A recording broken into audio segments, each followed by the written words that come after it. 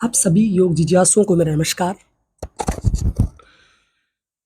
UGC NTA द्वारा आयोजित परीक्षा 2019 में योग का पेपर कैसा आया था, इसमें कैसे क्वेश्चंस थे, उनको आज हम हल करेंगे, सोल्व करेंगे। इससे पहले हम 2017, 2018 में जो पेपर आए हैं वो हल कर चुके हैं।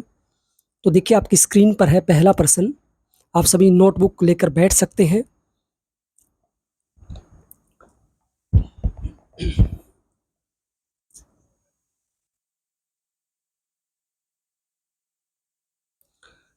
सांख्य शास्त्र का क्या उद्देश्य है? तो देखिए सांख्य शास्त्र का मुख्य जो उद्देश्य है वो कलेश निवारण नहीं है, अविद्या निवारण नहीं है, संसार निवारण नहीं है, दुख निवारण है। क्योंकि सांख्य दर्शन का पहला ही सूत्र है ना, उसमें 3 प्रकार के दुखों की चर्चा की है। और उन 3 प्रकार के दुखों से अगर आप मुक्त हो जाते हैं, उससे फ्री हो जाते हैं, तो वो क्या है, आपको मोक्ष मिल जाता है, आपको मुक्ति मिल जाती है। तो सांख्य दर्शन में दुखों से निवारण की बात की है, दुखों से छुटकारे की बात की है। तो 3 प्रकार के दुख कौन से हैं, ये आपको खुद बताना है कमेंट बॉक्स में लिखकर। ठीक है। Next question. पातंजल योग सूत्र के प्रथम सूत्र में योग शब्द का अर्थ व्यास भाष्य के अनुसार क्या है? तो देखिए पातंजल योग सूत्र पर महर्षि व्यास जी ने भाष्य किया है। तो पहला सूत्र कौन सा आपको पता होना चाहिए, अथ योगानुशासनम, यानी हम अब योग के अनुशासन को शुरू करते हैं। तो देखिए इसमें जीवात्मा परमात्मा का योग की बात की है, नहीं बात की है। योग कर्म सुकौशलम की बात की नहीं की है। समाधि की बात की है, बिल्कुल समाधि की बात की है। महर्षि व्यास हैं वो समाधि की बात करते हैं, मोक्ष की बात नहीं करते हैं, है ना।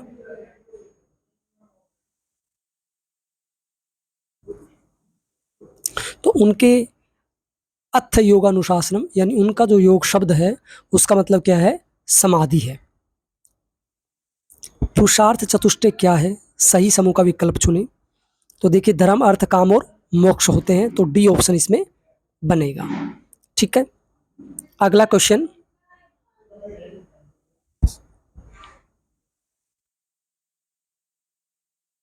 ये सीक्वेंस आपको याद होना चाहिए ना, पुरुषार्थ चतुष्टय का धर्म सबसे पहले, फिर अर्थ, फिर काम और फिर मोक्ष।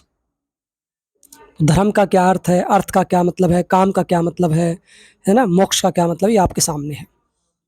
सांख्य दर्शन के संस्थापक कौन है, आपको पता होना चाहिए, बहुत ही आसान है, महर्षि कपिल जी हैं। Next question. तैत्तिरीय उपनिषद के अनुसार मृगुवल्ली में ब्रह्म अनुभूति के लिए किस तकनीक का उल्लेख है? तो देखिए तैत्तिरीय उपनिषद में जो भृगुवल्ली है, मृगु नहीं है, ये भृगुवल्ली है। तो देखिए भृगुवल्ली में जो ब्रह्म अनुभूति के लिए जो तकनीक बताई है वो तप की बताई है ना। ध्यान समाधि प्राणायाम की बात वहां पर नहीं की गई है। कितनी वलियां इसमें, 3 वलियां हैं। ठीक है। और इसके रचयिता कौन है, तैतिरी ऋषि हैं। 3 वल्ली कौन सी है, शिक्षा वल्ली है, ब्रह्मानंद वल्ली है और भृगुवल्ली है। अब आगे चलते हैं हम। प्रश्न उपनिषद में प्राण की तुलना किससे की गई है ना। प्रश्न उपनिषद में 6 ऋषि आते हैं, 6 प्रश्न पूछते हैं, वो पीछे भी हम चर्चा कर चुके हैं। तो प्राण की तुलना किससे की गई है, सूर्य से। ठीक है।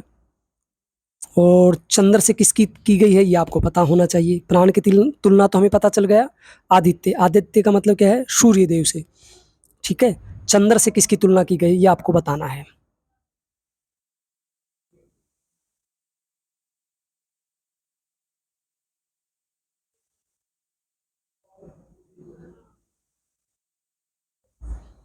अगला प्रश्न है, निम्नलिखित में से क्या पराविद्या से संबंधित है? एक होती है अपरा, यानी जो ये भौतिक विद्या है, पराविद्या मतलब परे, कहते हैं ना भी परे है ये, है ना, यहाँ से परे, दूर। तो पराविद्या का संबंध किससे है? अक्षर ज्ञान से है, बिल्कुल गलत है, अक्षर ज्ञान हो नहीं सकता। ऋग्वेद से है, यजुर्वेद से है, या निरुक्त ज्ञान से है। तो देखिए यहाँ पर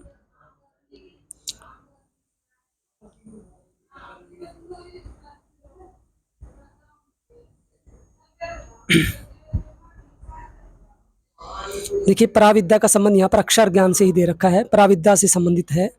और अपरा विद्या विज्ञान है, अर्थात बाहरी दुनिया के यांत्रिक रूप को जानने में परिवर्तन करने का मार्ग है।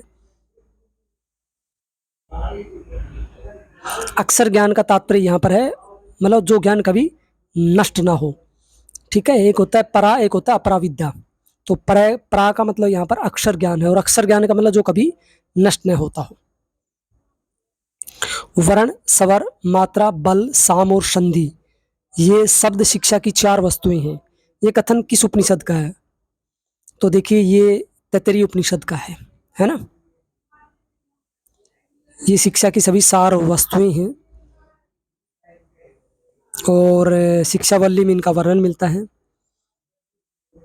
ठीक है,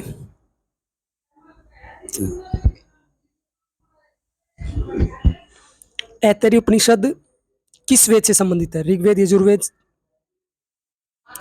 कृष्ण यजुर्वेद, सामवेद। तो देखिए ऋग्वेद से संबंधित है। ये आपको पता होना चाहिए ना कौन सा उपनिषद है वो किस वेद से संबंधित है, ये एक अलग वीडियो में हम बता भी चुके हैं।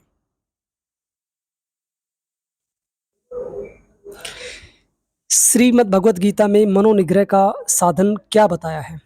मन को निग्रह करने के क्या मुख्य उपाय बताए हैं? तो श्रीमद् भगवत गीता में भी अभ्यास और वैराग्य की बात की है। तो कौन सा गीता का ये सूत्र है या श्लोक है जिसमें अभ्यास और वैराग्य की बात की है? योग वशिष्ठ के अनुसार शास्त्रों का अध्ययन, मनन, सत्पुरुषों का संग एवं वैराग्य ज्ञान की कौन सी भूमिका है? तो देखिए पदार्थ भावना नहीं हो सकती है ना। ये है क्या? विचारणा भूमिका है। पहले तो क्या है? शुभेच्छा यानी अच्छी इच्छा करना, फिर उसका क्या है? उनका मनन करना, अध्ययन करना, ये सब किस में आता है? विचारणा में। ठीक है ना, 7 है ना, आपको पता होना चाहिए। योग वशिष्ठ में ज्ञान की 7 भूमिकाएं हैं। शुभेच्छा, विचारणा, तनुमानसा, ऐसन शक्ति, है ना। योग वशिष्ठ के अनुसार मुक्ति के 4 द्वारपाल कौन से हैं? तो देखिए योग वशिष्ठ में सम विचार, संतोष और साधु संगम, ये 4 मुक्ति के द्वारपाल दिए गए हैं।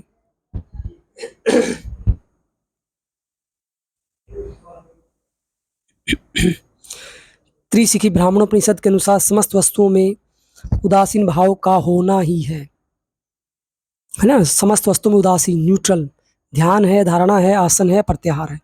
तो देखिए न्यूट्रल भाव यहाँ पर दिया है आसन का। ठीक है, यहाँ पर दे भी रखा है 2:29, सर्वस्तु तन्ने उदासीन भाव ऐसे भाव मासनमुत्तमम। ठीक है, सभी वस्तु में उदासीन भाव रखना ही क्या है? आसन है।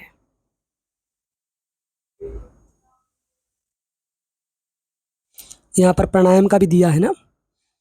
जगत सर्वमिदम मिथ्या प्रतीति प्राण संयम। जब यह जगत सब प्रकार से मिथ्या प्रतीत होने लगे, झूठा प्रतीत होने लगे, तो वही क्या है? प्राणायाम है। यानी 2:29 में, दूसरे अध्याय के 29वें श्लोक में किसका वर्णन है? आसन का। और दूसरे अध्याय के 30वें श्लोक में किसका वर्णन है? प्राणायाम का। योग तत्वोपनिषद के अनुसार महाभूतों की धारणा को कितनी देर तक करने का निर्देश है? तो देखिए 5 घटिका का वर्णन मिलता है।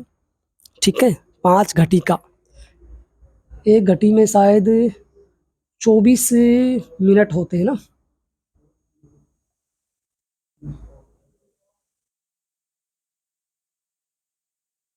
अगला क्वेश्चन है, योग तत्वोपनिषद में हठ योग के कितने अंगों का उल्लेख किया गया है? तो देखिए योग तत्वोपनिषद में हठ योग के 8 अंगों का उल्लेख किया गया है। तो 8 अंग कौन से हैं? जो अष्टांग योग के अंग हैं वही 8 अंग तत्वोपनिषद में, योग तत्वोपनिषद में दिए गए हैं। नाद बिंदु उपनिषद के अनुसार नाद श्रवण का अभ्यास किस आसन एवं मुद्रा में करना चाहिए? तो देखिए नाद बिंदु उपनिषद में स्पष्ट कहा गया है कि आप सिद्धासन में और वैष्णवी मुद्रा में आप नाद श्रवण का अभ्यास कर सकते हैं। ठीक है, नाद बिंदु उपनिषद के अनुसार ओमकार को जानने की योगिक तकनीक क्या है? तो देखिए ओमकार को जानने की यौगिक जो टेक्निक है वो धारणा से बताई गई है। ठीक है। महर्षि पतंजलि के अनुसार भोग और अपवर्ग का मतलब यहाँ पर है मोक्ष, मुक्ति, निर्वाण।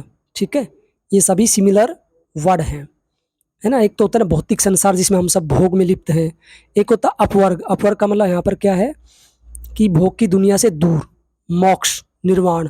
ठीक है, तो देखिए भोग और अपवर्ग का संपादन जो करना है वो महर्षि पतंजलि जी ने दृश्य को बताया है।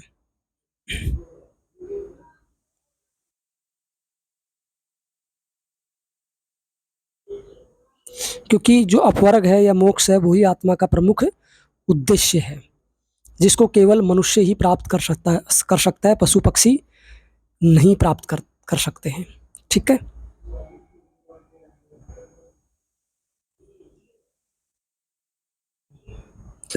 अगला क्वेश्चन, क्वेश्चन 19। सोपक्रम एवं निरूपक्रम कर्म में संयम करने पर किस ज्ञान की प्राप्ति होती है? तो देखिए सोपक्रम एवं निरूपक्रम में संयम करने पर किस ज्ञान की प्राप्ति की बात की है?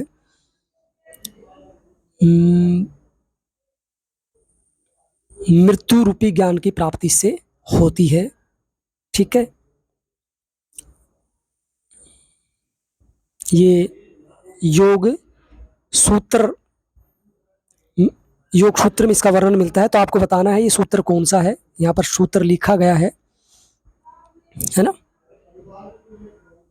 लिखा ना, काय रूप संयमात गृह शक्ति स्तंभे चक्षु प्रकाश संप्रयोगे अंतर्ध्यानम सोपक्रम निरूपक्रम च क्रम सत्यम पादम प्रांत ज्ञान मरिष्ट भेयो।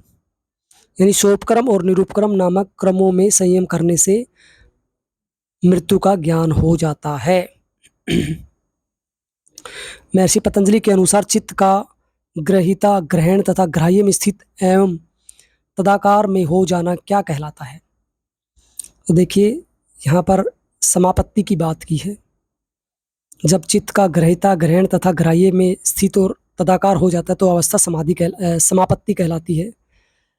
ठीक है, तो चित्त को तथता के नाम से भी पुकारा गया है। अगला है, महर्षि पतंजलि के अनुसार क्षणों के किस प्रतियोगी का स्वरूप परिणाम के अंत में समझ में आता है? तो यहां पर कर्म की बात की है ना।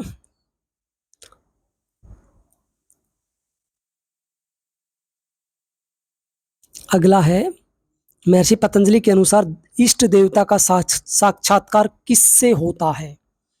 तो स्पष्ट लिखा गया स्वाध्याय से होता है ना, ईश्वर प्रणिधान से नहीं होता है। आप कंफ्यूज हो सकते हैं इस चीज में, ये ध्यान रखना। स्वाध्याय से बताया कि अगर आप स्वाध्याय करते हैं तो इष्ट देवता से आपका साक्षात्कार होता है।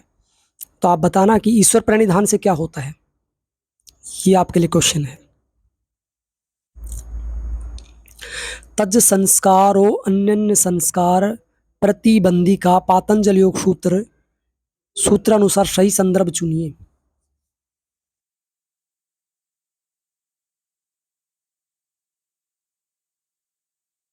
तो देखिए 23वां ये सूत्र है, इसमें कौन सा मतलब 23वां क्वेश्चन है इसका। ये जो श्लोक दे रखा है तज संस्कार और अन्य संस्कार प्रतिबंधी, कौन सा सूत्र है? तो देखिए ये सूत्र है समाधिपाद का 50वां। ठीक है,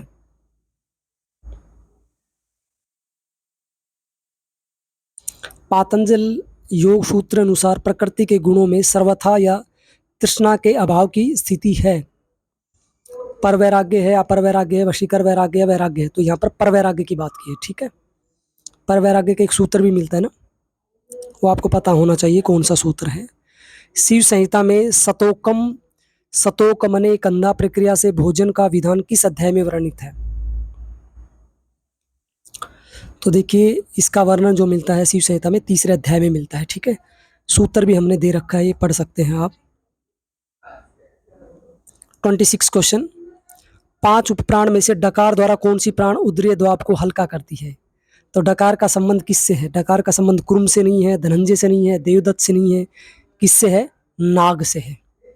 ठीक है, पांचों का पता होना चाहिए ना आपको। कुरम कहाँ रहता है? पलकों में, नेत्रों में। नाग कहाँ रहता है? कंठ से मुख तक रहता है ना। डकार हिचकी का संबंध है। क्रिकल है, मुख से हृदय तक रहता है ना। जम्बाई है, भूख है, प्यास है आदि का रहता है इसमें। आप नोट कर लीजिए, आ सकता है किसी एग्जाम में ना। देवदत्त जो है ये नासिका से कंठ तक के स्थान में रहता है। इसका कार्य क्या है? छींकना, आलस्य, तंद्रा, निद्रा आदि है। धनंजय क्या है? ये संपूर्ण शरीर में रहता है ना। आफ्टर डेथ ये निकलता है।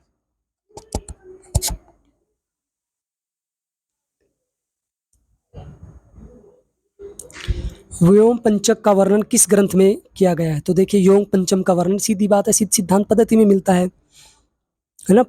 मोस्टली उसमें 5-5 चीजें दी है ना।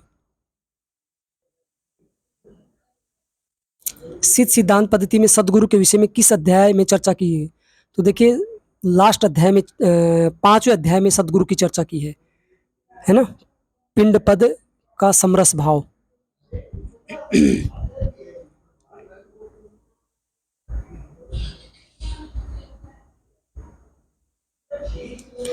गोरख संहिता में कितनी मुख्य नाड़ियों के नाम बताए गए हैं? तो देखिए, गोरख संहिता में 10 नाड़ियों के नाम बताए गए हैं। हठ प्रतिपिका में के किस अध्याय के द्वारा अनवरत उड़ान भरते हुए महाखग की गति को रोककर सुषुम्ना में उड़ान भरने के लिए प्रेरित किया जाता है? तो ये वर्णन मिलता है किसमें? मूलबंध में नहीं है, जीवाबंध में नहीं है, जालंधर बंध में नहीं है, किसमें है? उड़ियान बंध में है ना। उड़ियान, उड़ना, ये इससे याद कर लीजिए, उड़ना ऊपर की तरफ। ठीक है,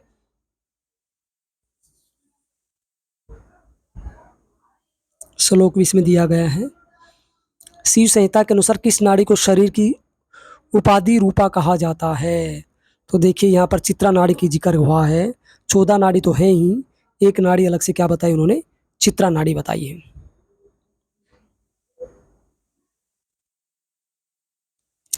गैरण संहिता के अनुसार शांभवी मुद्रा में प्राप्ति होती है नाद, लय, ध्यान, रसानंद। तो देखिए, शांभवी मुद्रा से किसकी प्राप्ति होती है? ध्यान योग की प्राप्ति होती है। शांभवी मुद्रा क्या होती है? भ्रूमध्य में देखना होता है ना, दोनों जो भौहें होती है इनमें के बीच में जो ध्यान लगाना होता है वही शांभवी मुद्रा होती है। तो ध्यान योग से रिलेटेड है इसका संबंध। व्यक्तित्व होता है, इस युक्ति का संबंध किससे सिद्धांत से है? देखिए, इसमें हेनरी मर्रे का व्यक्तित्व सिद्धांत लिया जाता है इसमें ना। ये साइकोलॉजी का पर्सन है। मनोवैज्ञानिकों के किस सिद्धांत अनुसार व्यक्ति एक समय में कुछ निश्चित उद्दीपकों का ही प्रत्यक्षण देखना कर पाता है, क्योंकि एक समय में सीमित सूचना ही एकत्रित कर पाता है? तो इसमें आएगा बी ऑप्शन, सूचना संसाधन।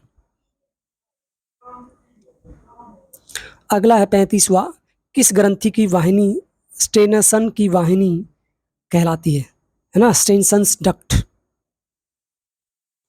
पैनक्रियाज की, एड्रिनल ग्लैंड की, पैरोटिड ग्लैंड की, या पिट्यूटरी ग्लैंड की? तो देखिए, इसका उत्तर रहेगा आपका जो आपकी कान की जो होती है ना, कर्णमूल ग्रंथि, वो स्टेनसन्स डक्ट कहलाती है। तो 3 जोड़ी ग्रंथियां होती है ना, लार ग्रंथियां जो होती है उनमें एक ग्रंथि होती है। हाइपोथैलेमस ब्रेन के किस भाग में अवस्थित होता है? तो हाइपो जो थैलेमस है फोर ब्रेन में होता है ना। एक फोर ब्रेन होता है, एक मिड ब्रेन होता है, एक हैंड ब्रेन होता है, एक ब्रेन स्टेन होता है बीच में जो होता है।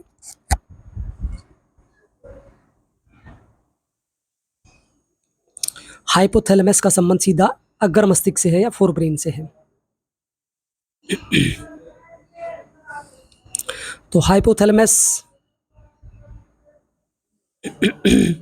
भूख, प्यास, नींद, है ना, यौन इच्छाएं, मूड, इन सभी कार्यों से रिलेटेड है।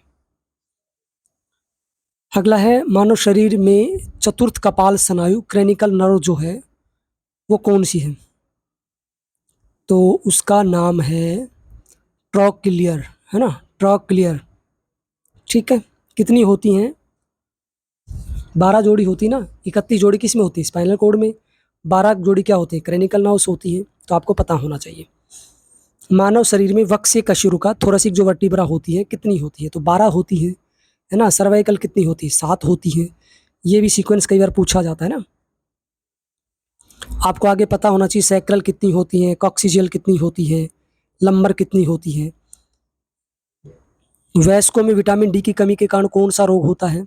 तो देखिए, विटामिन डी की कमी के कारण ऑस्टियोमलेशिया रोग हो जाता है। ठीक है, इस रोग को अस्थि मृदुता भी कहते हैं ना।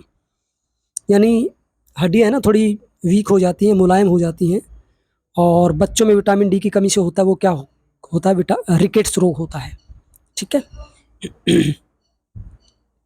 विटामिन डी जो है वो नेचुरल हार्मोन भी कहते हैं, जो सूर्य की किरणों से हमें प्राप्त होता है। कौन सा दूध प्रोटीन का विपुल स्रोत है ना? किस दूध में प्रोटीन अधिक मात्रा में मिलता है? तो इसमें बताया है कि भैंस का दूध होता है ना, उसमें ज़्यादा प्रोटीन होता है गाय की तुलना में।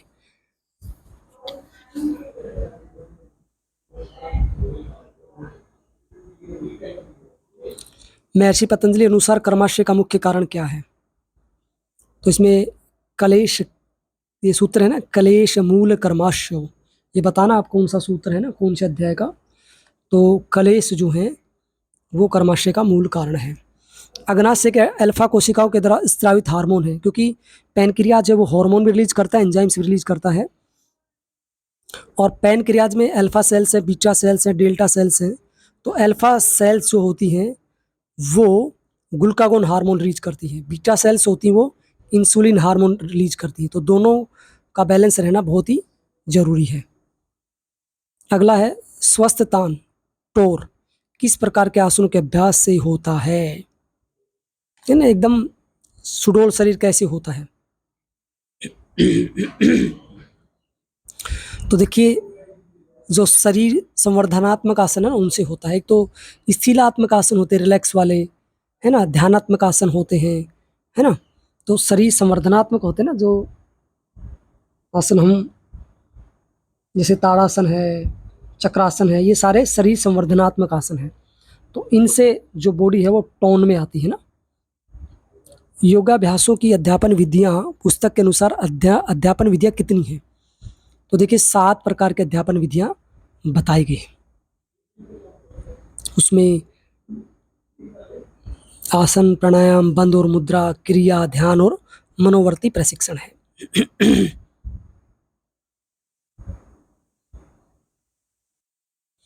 अगला क्वेश्चन है, हठ प्रदीपिका के अनुसार उस क्रिया का नाम बताइए जिसे गोपनीय कहा जाता है। तो देखिए त्राटक को यहाँ पर गोपनीय कहा गया है। ठीक है। हठ प्रदीपिका के अनुसार उस प्राणायाम का नाम बताइए जिसका अभ्यास चलते हुए अथवा बैठे बैठे भी किया जा सकता है। कौन सा है वो? उज्जाई प्राणायाम है, कई बार हम बता चुके हैं। जांघों के अदा की ओर पैरों के दोनों तलवों को मोड़कर स्थिर अवस्था में शरीर को सीधा रखना क्या कहलाता है? मतलब जांघों की तरफ हम जब पैरों को मोड़ देते हैं, उनके तलवे आ जाते हैं, तो उस अवस्था को क्या कहा जाता है? पद्मासन, स्वस्तिकासन, सिद्धासन, गोरक्षासन। तो देखिए ये होता है स्वस्तिकासन। ठीक है।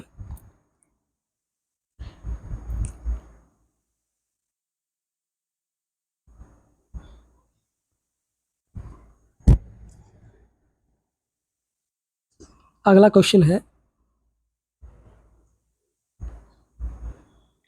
हठ प्रदीपिका के अनुसार नादानुसंधान की निष्पत्ति अवस्था में किस के नाद का स्फुरण होता है? आरंभावस्था, घटावस्था, परिचयावस्था, निष्पत्ति अवस्था। 4 अवस्थाएं हैं। निष्पत्ति सबसे अंतिम है। तो देखिए इसमें वीणा जो है ना उसका स्फुरण होता है। तो आपको तीनों अवस्थाओं का भी पता होना चाहिए, इसको रट लीजिए, हर बार कोई ना कोई क्वेश्चन जरूर आता है। ग्रहण संहिता के अनुसार सप्त साधन प्रक्रियाओं में कौन सम्मिलित नहीं है? यानी जो सप्तांग योग की बात की है ना, उसमें कौन सा नहीं है? षटक्रम नहीं है, नियम नहीं है, तो देखिए क्लियर है, नियम नहीं है। 7 साधन कौन से हैं? सूत्र है ना, शोभनम दृढ़ता च स्थैर्यम धैर्य च लाघवम प्रत्यक्ष निलिप्तम च घटस्थ सब साधनम। समाधि न स्वामी सत्यानंद सरस्वती के अनुसार लघु शंख प्रक्षालन के अभ्यास में तीसरे चरण में किस आसन का अभ्यास किया जाता है? तो पहला ताड़ासन है, दूसरा तिर्यक ताड़ासन है, तीसरा है कटी चक्रासन। ठीक है, चौथा तिर्यक भुजंगासन और पांचवा उद्राकर्षणासन होता है। ठीक है, ये सीक्वेंस आपको पता होना चाहिए, कई बार पूछा गया है। आधुनिक वैज्ञानिक अनुसंधान में ध्यान के दौरान मस्तिष्क के किस तरंग को सक्रिय पाया जाता है? तो देखिए उसमें अल्फा जो तरंगे होती हैं वो सक्रिय होती है। निम्नलिखित में से कौन से वैदिक ऋषि हैं? अंगिरा, रमण ऋषि, अत्रि, महर्षि महेश योगी। तो अंगिरा का नाम सुना होगा ना, भगवान शिव कहते हैं ना, एक गाना भी है ना सा, अंगिरा ऋषि मेरे गुरु। तो ए और सी होंगे इसमें, ए और सी किसमें? बी में, तो बी ऑप्शन इसमें रहेगा। तो अत्रि है और अंगिरा है।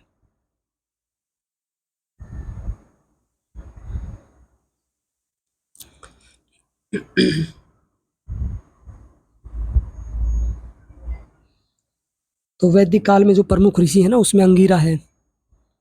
अंगिरा ब्रह्मा जी के पुत्र माने जाते हैं। विश्वामित्र हैं, है ना, वशिष्ठ हैं, अत्रि हैं, कश्यप हैं, जमदग्नि हैं। अजो नित्य शाश्वत एवं पुराणो किस ग्रंथ में वर्णित है? तो देखिए इसका वर्णन 2 जगह मिलता है, यानी एक तो कठोपनिषद में और एक भगवत गीता में।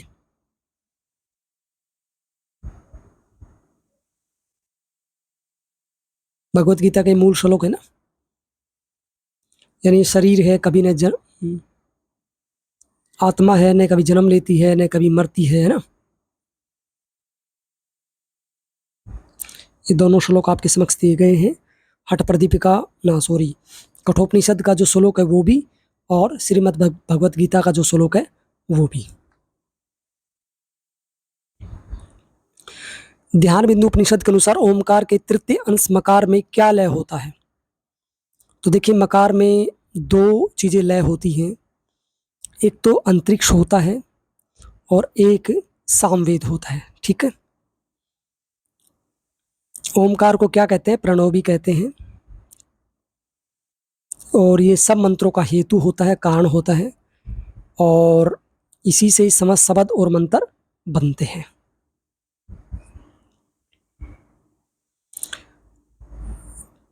क्वेश्चन 55, किस उपनिषद में षडंग योग वर्णित है?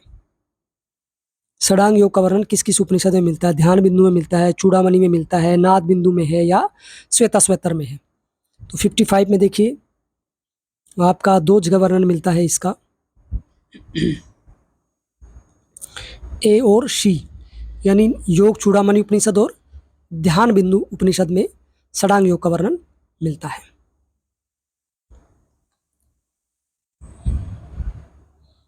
अष्टकुंभक का वर्णन किन ग्रंथों में मिलता है? 8 कुंभक 8 प्राणायाम तो हठ प्रदीपिका घेरण संहिता में मिलता है। अगला है, निम्नलिखित में से कौन कर्ण अस्थियां हैं? कान की जो अस्थियां हैं वो कौन सी हैं? स्टेपस है, इकस है, इलियस है, स्क्वेपाइड है। तो कान की जो अस्थियां होती है ना, 3 मुख्य होती हैं। एक तो होती है मेलियस, एक होती है इकस, एक होती है स्टेपस, है ना। स्टेपीज बताते हैं ना, सबसे छोटी हड्डी है कान की, तो स्टेपस हो गई, और एक इलियम, इलियस, इसमें इलियम लिखा हुआ है लेकिन इलियस है वो।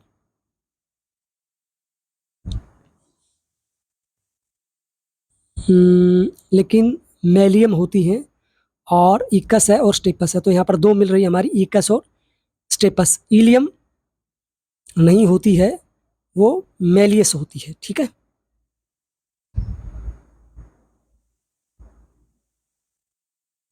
अगला है, योग सूत्र के अनुसार ईश्वर प्रणिधान को किसके अंतर्गत सम्मिलित किया गया है? क्रिया योग के अंतर्गत भी है, और आपको पता होना चाहिए यम का पार्ट है या नियम का पार्ट है। तो यम में क्या होते हैं? यम 5 होते हैं, अहिंसा, सत्य, अस्त्य, ब्रह्मचर्य, परिग्रह। नियम भी 5 होते हैं, सोच, संतोष, तप, स्वाध्याय, ईश्वर प्रणिधान। तो ईश्वर प्रणिधान नियम में भी मिलता है और क्रिया योग में भी मिलता है। वाटर सोलुबल विटामिन कौन से हैं जल में घुलनशील? तो वो क्या है, बी और सी। और अघुलनशील कौन से हैं? ए, डी, ई और के।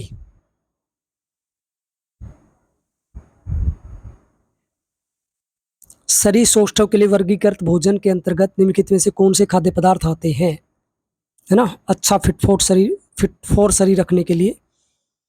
तो उसमें आते हैं, देखिए आपका इसमें बी उत्तर रहेगा। बी का मतलब आपके एक तो दलहन होती हैं, पल्स दालें होती हैं, और दूसरा सी मांस होता है।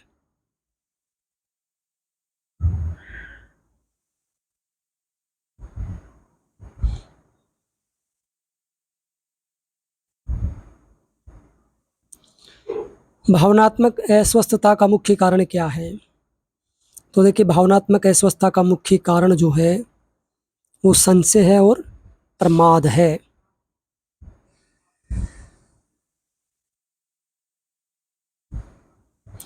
ग्रहण संहिता के अनुसार निम्नलिखित में से कौन से भोज्य पदार्थ किसी योगाभ्यासी के लिए अपथ्य हैं?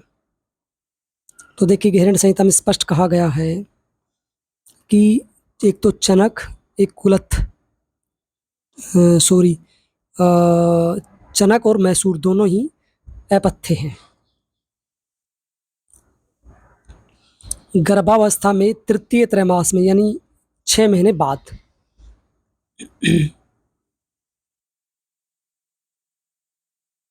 निम्नलिखित में से कौन सा आसन वर्जित है? मार्जारी आसन कर सकते हैं, भद्रासन कर सकते हैं, पश्चिमोत्तान वर्जित है, पवनमुक्तासन भी वर्जित है, COD। ठीक है, COD नहीं कर सकते। निम्नलिखित में से कौन सी विशुद्धि चक्र संबंधित नहीं है?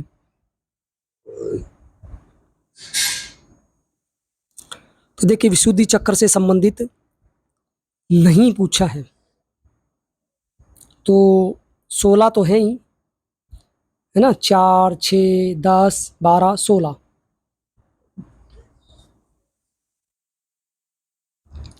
तो 16 दल हैं, इसका मतलब 12 दल नहीं है, और हृदय चक्र नहीं है, तो ए और बी होना चाहिए इसमें। तो इसमें बी ऑप्शन रहेगा। आपको पता होना चाहिए ना, सबसे पहले मूलाधार के 4 दल हैं, फिर स्वादिष्ठान के 6 दल हैं, मणिपुर के 10 दल हैं, है ना, अनाहत के 12 हैं, विशुद्धि के 16 दल हैं। ठीक है। कफ प्रकृति वाले व्यक्तियों के लिए कौन से रस प्रचुरता वाले भोज्य पदार्थ लाभकारी हैं? तो देखिए कफ प्रकृति वालों के लिए लाभकारी जो चीजें हैं उसमें एक तो कटु है और दूसरा आपका तिक्त है। ठीक है ना।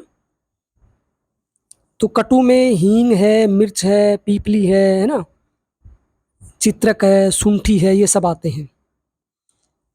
और तिक्त की बात करें तो पटोल, जयंती, सुगंधबला, खस, चंदन, चिरायता, नीम, करेला, गिलोय, है ना, महापंचमूलक, छोटी और बड़ी कटेरी, इंद्रायण, अतीस और वच्छ, ये सब तिक्त रस में आते हैं। हठ प्रतिपिका के अनुसार हठ योग सिद्धि के 6 कारणों में निम्नलिखित में से कौन सा शामिल नहीं है? तो देखिए 6 कारणों में कौन सा शामिल नहीं है? इसमें बताया गया श्रद्धा नहीं है और स्मृति नहीं है। ठीक है। निम्नलिखित में से कौन सा घुमावदार आसन है? ट्विस्टिंग पोस्चर है। ताड़ासन ट्विस्टिंग नहीं है, अर्धमत्स्येंद्रासन और कटी चक्रासन है, यानी बी और सी जो ऑप्शन है वो रहेगा। 68 ग्रहण संहिता के अनुसार किन ऋतुओं में हठ योगाभ्यास आरंभ नहीं करना चाहिए? तो आपको पता होना चाहिए हमें योगाभ्यास शरद ऋतु में और बसंत ऋतु में करना चाहिए। तो ये दोनों हटा दो, बाकी 2 बच गई। ग्रीष्म यानी ग्रीष्म और वर्षा में नहीं करना चाहिए। नेक्स्ट क्वेश्चन, एक योग शिक्षक की क्या विशेषताएं हैं? सात्विक व्यक्तित्व वो अच्छी बात है, योगाभ्यासों के लिए एक स्वस्थ शरीर अच्छी बात है, शिक्षण में संवाद कुशलता ये भी अच्छी बात है, योगाभ्यास का स्वानुभव, अच्छी तैयारी और अनुदेशात्मक क्षमता ये वेरी इंपॉर्टेंट है ना, डी तो होना ही चाहिए। तो इसमें ऑप्शन रहेगा आपका सात्विक व्यक्तित्व हो, और दूसरा योगाभ्यास का स्वानुभव हो, अच्छी तैयारी हो और अनुदेशात्मक क्षमता उसके अंदर होनी चाहिए। मिलान करना है। किस योगी का संबंध किससे है ना? तो स्वामी विवेकानंद का जन्म कोलकाता में हुआ था। स्वामी शिवानंद जी का संबंध ऋषिकेश से है। टी कृष्णामाचार्य मैसूर से रिलेटेड है। पंडित श्री राम शर्मा हरिद्वार से रिलेटेड है ना। फिर एक मिलान है विवेकानंद श्री अरविंद रमन महर्षि महर्षि दयानंद सरस्वती। तो देखिए विवेकानंद जी राजयोग की बात करते हैं, महर्षि अरविंद पूर्ण योग की बात करते हैं, है ना। स्वामी दयानंद जी किसकी बात करते हैं? उपासना योग की बात करते हैं, है ना। रमन महर्षि किसकी बात करते हैं? ज्ञान योग की बात करते हैं। सरदा रित सत्य योग, मध्यम भाग दाहिना भाग सिर बायां पक्ष, है ना। ये दे रखा है ना तैत्तिरीय उपनिषद में। तो सरदा का संबंध सिर से है, रित का संबंध दाहिना पक्ष है, सत्य का संबंध बायां पक्ष है, योग का संबंध मध्यम भाग से है। नाद बिंदु में भी मिलान करना है। अकार उकार मकार अर्धमात्रा सूर्य अग्नि वारुणी वायु।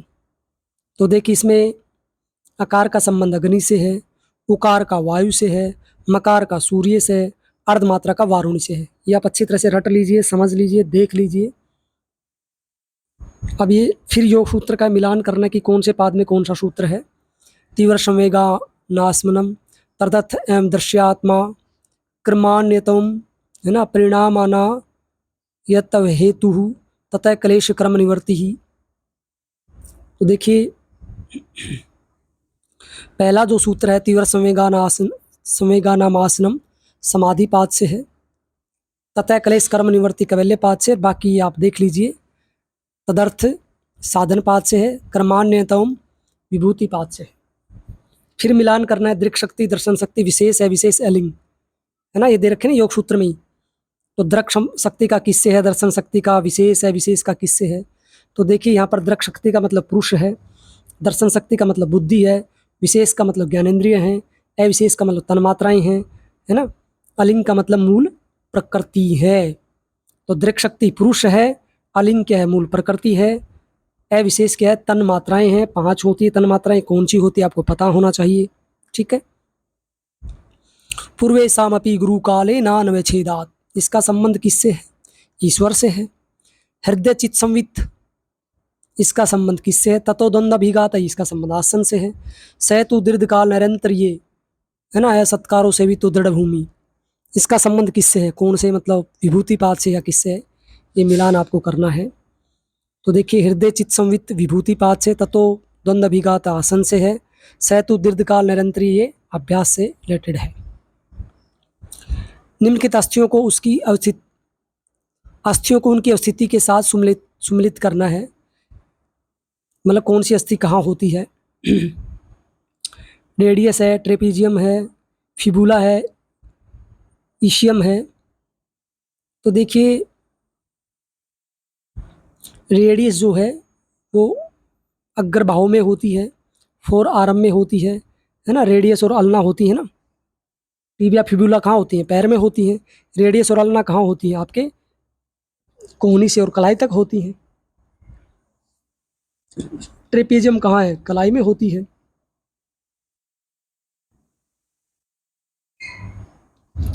और फिबुला कहाँ होती है? आपके पैर में होती है। और ईशियम कहाँ होती है? हिप्स में होती है। तो इनमें से अगर आपको 1 या 2 पता है तो भी आप मिलान कर सकते हैं। अब प्राणायाम है, क्रियाएं हैं, इनका मिलान करना है। शीतली, अग्निसार, उज्जाई और भस्त्रिका। तो भाई देखिए शीतली जो होता है वो प्यास का शमन करता है, उज्जाई होता है वो गले की सफाई करता है, भस्त्रिका साइनस की सफाई करती है, और अग्निसार क्रिया क्या करती है? पाचन बढ़ाती है। श्वेता श्वेतोपनिषद के अनुसार निम्नलिखित में सिद्धियों के अनुक्रम को लिखिए। सिद्धियों का क्रम बताया है श्वेता श्वेतोपनिषद में। तो क्रम क्या है वो लिखना आपको। तो देखिए जो क्रम है सबसे पहला है शारीरिक लाघवता, हल्कापन, फिर आरोग्यता, फिर अलोलुपता, फिर वर्ण प्रसाद, और फिर स्वर या वाणी की मधुरता। अगला है फिर आपको कर्मानुसार व्यवस्थित करना है। भ्रांति, दर्शन, संक्षेप, अलबद्ध भूमिकता, प्रमाद, अविरति। तो यहाँ पर सूत्र है ना, व्याधि, सत्यान, संक्षेप, प्रमाद, आलस्य, अविरति, भ्रांति, दर्शन, अलबद्ध भूमिक। तो ये सूत्र आपको याद होना चाहिए। अगला है नेफ्रॉन के निम्नलिखित भागों को सही क्रम में लिखना है ना। नेफ्रॉन किडनी से रिलेटेड है ना नेफ्रॉन।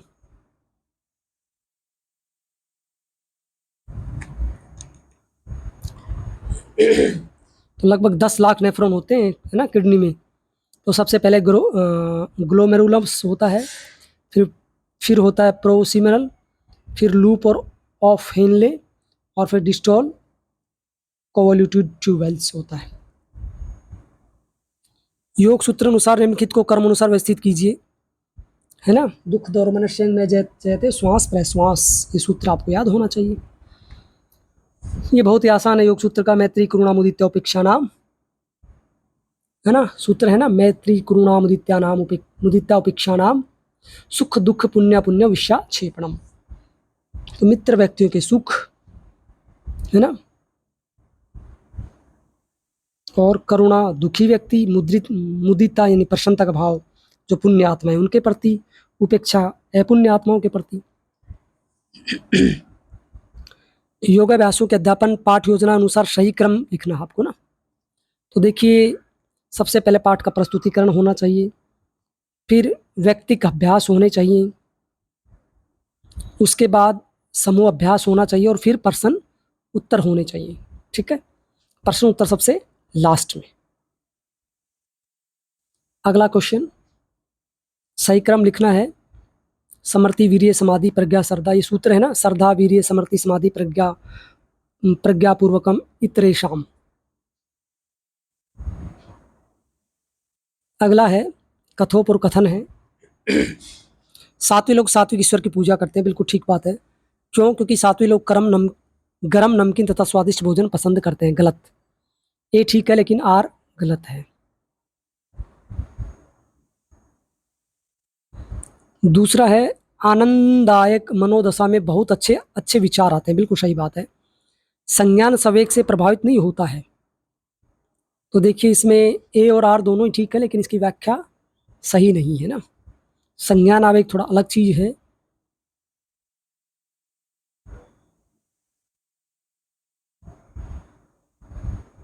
मतलब संज्ञान है वो संवेग से प्रभावित नहीं होता, ये बात तो सही है, किंतु इसका लॉजिक नहीं है, इसका तर्क ठीक से नहीं है। अगला, योग कार्यक्रम में प्रेरणा के साथ प्रदर्शन की विधि का उच्च शैक्षणिक महत्व है, बिल्कुल ठीक बात है। तर्क क्या है इसका? यह देखकर विश्वास करना करके सीखने के सिद्धांत का समर्थन करता है, और यह सैद्धांतिक तथा प्रायोगिक शिक्षण का सम्मिश्रण है, बिल्कुल ठीक है। ए आर दोनों सही है और इसकी व्याख्या भी सही है। अगला है, उडियान और नोली दोनों का अभ्यास बाह्य श्वसन धारणा की व्यवस्था में किया जाता है। हाँ, क्योंकि दोनों में श्वास बाहर निकाला जाता है, नोली में भी और उडियान बंद में। सही बात है। तर्क क्या है? क्यों? क्योंकि उडियान और नोली दोनों में अभ्यास के समय उदरीय ऋण दबाव बनता है, बिल्कुल सही बात है ना। बाहर तो निकालना ही पड़ेगा, अगर श्वास अंदर लेंगे तो पेट घूमेगा नहीं, ना उडियान बंद लगेगा। अगला है 90, अविद्या के अभाव से संयोग का अभाव हान है। ठीक है, संयोग का कारण अस्मिता है, स्वशक्ति और स्वामी शक्ति के स्वरूप की प्राप्ति का कारण संयोग है। तो देखिए, इसमें ये तो ठीक है ना, अविद्या के अभाव से संयोग का भाव हान है, सही है, जबकि ये गलत है। संयोग का कारण अस्मिता है, ये पॉइंट बिल्कुल ही गलत है। तो यानी ए ठीक है, लेकिन इसका आर है तर्क जो है वो ठीक नहीं है। अब गद्यांश है। योग आदिकाल से अपनाई जाने वाली प्रायोगिक दर्शन या शास्त्र की पद्धति है। योग दर्शन सांख्य शास्त्र के माध्यम से विकसित हुआ है। सांख्य का अर्थ सांख्य, और इस प्रकार सांख्य शास्त्र में जैसे जैसे जागृति बढ़ती है वैसे वैसे व्यक्ति बाह्य वस्तुओं से लेकर, ये पूरा आप पढ़ लेना ना, इस वीडियो को रोककर आप आराम से पढ़ लेना। योग में 26 तत्वों को मान्यता दी गई है, ध्यान रखना।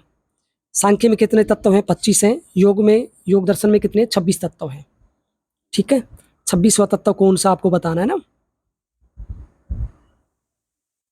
ये क्वेश्चन है पहला।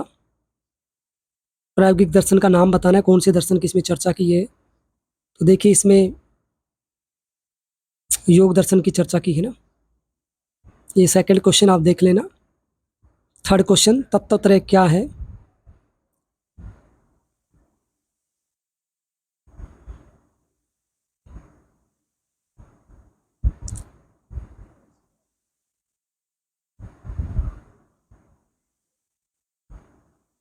अगला है योग में कितने तत्व हैं? 26 तत्व हैं। उस तत्व का नाम बताइए जिसमें पंच ज्ञानेंद्रिय तथा पंच कर्मेंद्रियों में परिवर्तन होता है। तो इसका ऑप्शन क्या है? बुद्धि। अगला फिर गद्यांश है। ये 2 गद्यांश आते हैं ना, 5-5 क्वेश्चन होते हैं, तो 2 गद्यांश का मतलब 10 क्वेश्चन, 10 क्वेश्चन का मतलब 20 नंबर आपको आराम से इस गद्यांश को पढ़ के मिल सकते हैं। ये आप पढ़ लीजिए आराम से।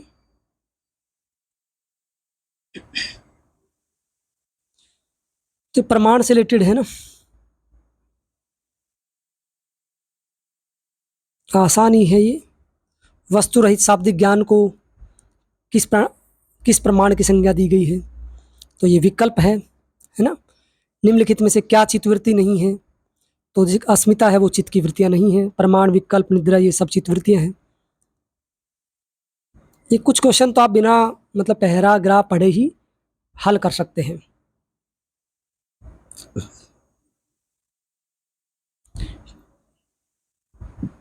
चित्त की 5 वृत्तियों को संयमित रखने का सही तरीका भी आपको बताना है। तो इसमें सी ऑप्शन आएगा, अभ्यास और वैराग्य का साथ साथ अभ्यास। ये हो गए 100 क्वेश्चंस। ठीक है, हमने 100 क्वेश्चंस पूरे कर लिए हैं।